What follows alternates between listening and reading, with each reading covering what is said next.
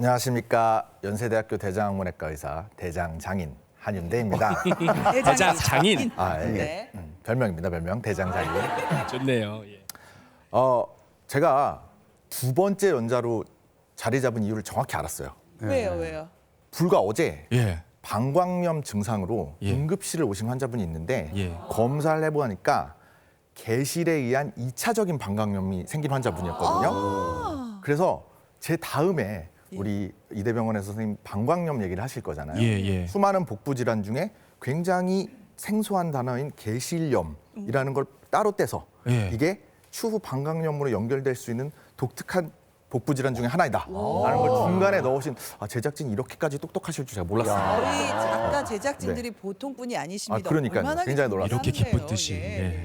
어제 그런 환자분도 오셨고 예. 유독 어제 진짜 개실증 환자분이 많이 오셨는데 개실염 환자분이 많이 오셨는데 한 70대 할아버님께서 잘 지내셨어요. 배변 습관도 좋으셨고 뭐 식사도 잘하셨고 다 괜찮았는데 우측 아랫배가 간간히 아파갖고 이게 아까 우리 처음 얘기 들으셨던 것처럼 혹시 충수염, 맹장염이 아닐까에 대한 걱정으로 동네 병원을 가셨는데 뭐 초음파도 괜찮고 큰 이상은 없다. 그래서 괜찮나 보다 하시는데 이게 주기적으로 반복적으로 계속 생기시는 거예요. 그래서 이제 몇 군데 병원을 다니시다가 결국은 이제 검사를 더 여러 개 해보시고 저한테 오시게 되었는데 진단명이 무엇이었을까요, 최 반장님?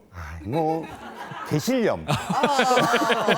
아니 근데 제가 개실염 이거 답은 맞췄지만 그 아침마당 목요일 몇 년 했는데 개실염 처음 들어보는 것 같아요. 생소하긴 해요, 진짜. 의사 하셔도 되겠어요. 이것만 했는데 진단을 맞췄어요.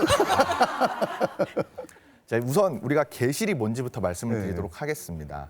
우리가 식도, 위, 십이지장, 소장, 대장을 거쳐서 쭉 장이 하나로 연결이 돼 있기는 한데 그중에 약해져 있는 장관벽의 일부가 비정상적으로 밖으로 튀어나와 있는 것을 우리가 개실이라고 합니다. 밖으로 튀어나온 예, 거예요. 우리가 개실이 굉장히 생소한 단어 같지만 사실은 우리가 굉장히 많이 쓰고 있는 단어 중에 하나입니다. 네. 무슨 말씀이냐면 우리가 휴게실이란 말을 알고 계시죠? 휴게실. 휴게실은 쉬는 공간인데 네. 우리가 일반적인 건물을 짓고 할 때 우리가 필요한 공간을 만들고 그 외에 별도로 쉴 수 있는 공간을 따로 빼서 만드는 게 쉴 수 있는 공간으로 그게 휴게실인 거거든요. 그 개실이에요? 외래어가 마찬가지. 아니었어요?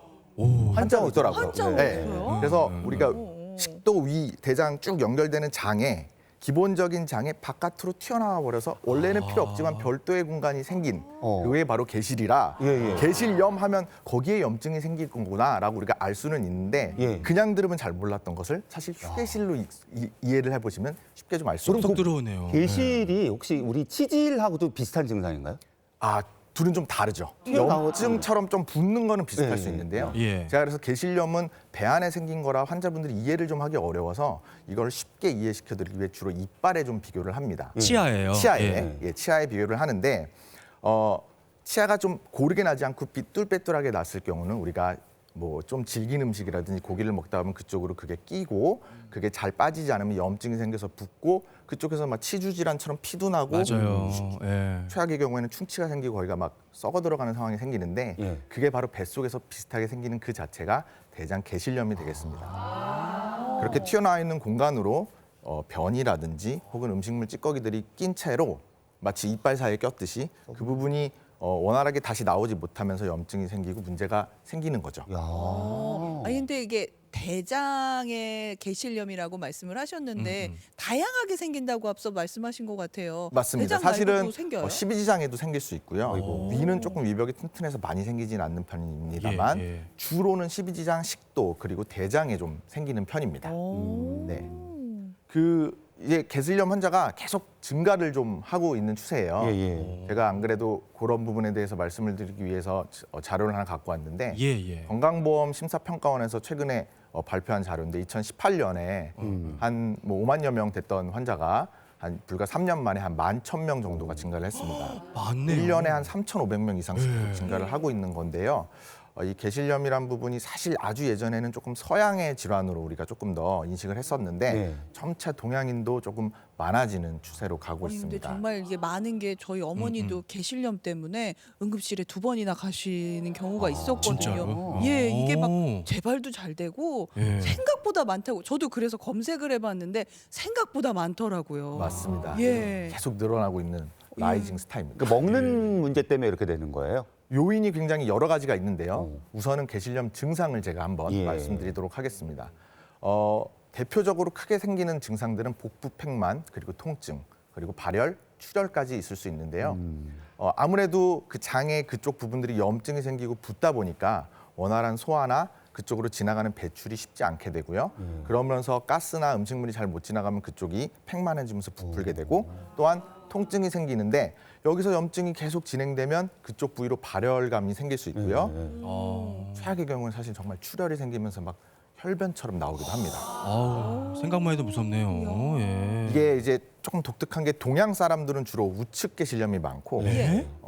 서양 사람들은 좌측 게실염이 많고 그게 일반적으로 달라요? 그렇거든요. 또? 아니 예. 그럼 이게 왜 동서양 차이가 그러니까요. 그래서 뭐 그런 때문에? 부분이 아마 유전적 소인이라든지 우리가 선천적 요인으로 조금 생각하는 부분이 있습니다. 예. 근데 일반적으로 평상시에는 잘 안 생기긴 하는데 예. 이제 한 번 염증이 생기기 시작하면 그때부터 막 아프기 때문에 그랬다가 좀 가라앉았다 이래서 사실 아까 우리 최 반장님 말씀하신 것처럼 좀 괜찮아지면 병원을 안 가게 되고 이러다 보니 진단이 좀 늦어지는 경우들이 많이 있습니다. 근데 제가 정확히 기억하는 게요. 저희 어머니가 계속 오른쪽 배가 사르르 아프다, 사르르 아프다 그러시다가 병원 가면은 맹장염은 아니에요. 근데 그쪽이.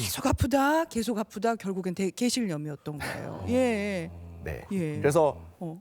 일찍 발견되기는 조금 어려운 맞아요. 경우들이 좀 그래서 있는데요. 그러다 보니까 심해지더라고요. 예. 방금 말씀드린 증상이 더 진행이 되다 보면 이제 합병증이 생길 수 있는 조금 더 큰 문제가 생기게 됩니다.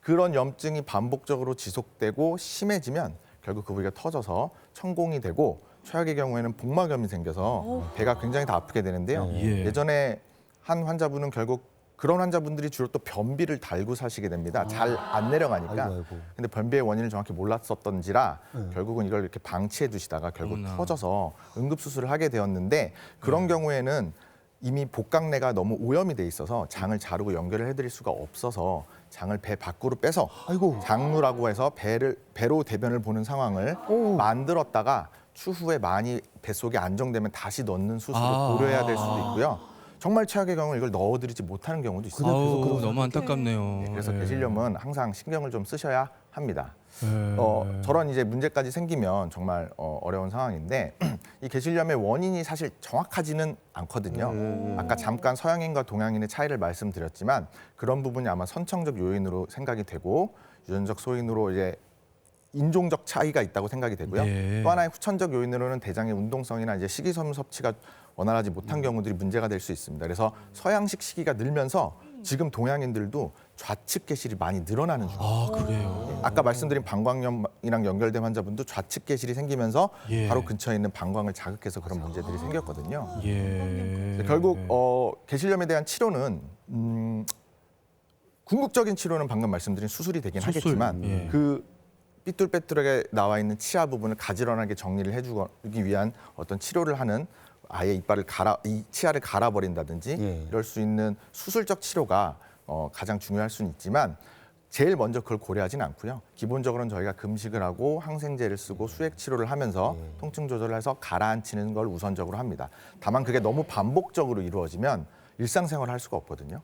그렇기 때문에 이제 그런 경우는 저희가 수술을 환자분과 상의해서 고려하게 됩니다. 아무래도 이제 음식물이 지나가는 길이잖아요. 어쨌든 그러면 먹는 것부터 우리가 좀 신경 써야 되지 않아요, 맞아. 스스로? 그렇죠. 그래서 네. 저희가 이제 섬유질 풍부한 음식들을 잘 먹고 변비를 가능한 조절해 주셔야 됩니다. 변이 오래 머물러 있다 보면 아무래도 그런 곳에 끼이기가 쉽거든요. 예, 예. 그래서 섬유질이 풍부한 음식인 뭐 사과라든지 뭐 브로콜리, 호박 이런 것들을 많이 드셔주시고 뭐 붉은 고기류 이런 것들은 좀 좋지 않기 때문에 섭취를 좀 가능한 줄여주시면 좋겠고 충분한 수분 섭취 그리고 규칙적인 운동 이런 거를 잘 해주시는 게 중요하겠습니다. 근데 우리 선생님들이 그렇게 말씀은 하셔서 머리는 알고 있는데 이게 몸이 실천이 안 돼요. 그럼요. 이게 입이 즐거운 게 쓴 게 어렵죠. 좋은 건데. 그러니까 우리도 가려서 안 먹기는 돼요. 하는데 예. 맛있는 거 위주로 가려 먹으니까 맞아요. 우리 최 반장님도 알잖아요. 제일 잘하시잖아요.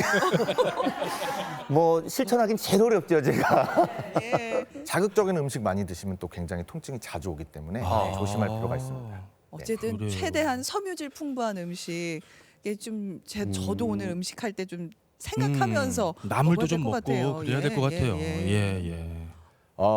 이제 마무리를 간단하게 지어드리면 결국은 이런 여러 가지 질환을 알기 위해서는 내시경이 일단 가장 기본적이기 때문에 불편하고 힘드실 수 있지만 대장 내시경, 위내시경을 잊지 말고 때 되면 꼭 하시면 단순 개실염뿐만 아니라 뭐 암이라든지 아까 말씀드렸던 염증성 장주나 이런 것도 기본적으로는 내시경을 통해서 우선 확진할 수 있기 때문에 예.